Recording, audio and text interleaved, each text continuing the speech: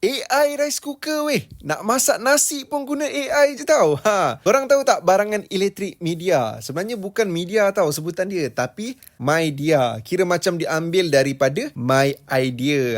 Aku pun baru tahu lepas pergi event diorang Isnin lepas dekat Genting Highlands. Dekat event ni, MyDia reveal produk-produk terbaru diorang. Fokus MyDia kali ni lebih pada ekosistem dan juga energy saving. Sebelum tu, korang tahu tak yang inverter aircon MyDia untuk perumahan adalah nombor 1 kat dunia dari segi jimat elektrik dan juga cepat sejuk. Aku pun baru tahu sebab si Haaland ni yang bagi tahu. Tapi itulah, jumpa Haaland punya gambar je lah kat sini. Dekat event ni, MyDia perkenalkan InstaFit Refrigerator, mesin basuh dan juga dryer dengan teknologi yang lebih pintar, AI rice cooker, ada kipas yang sampai 12 level of speed.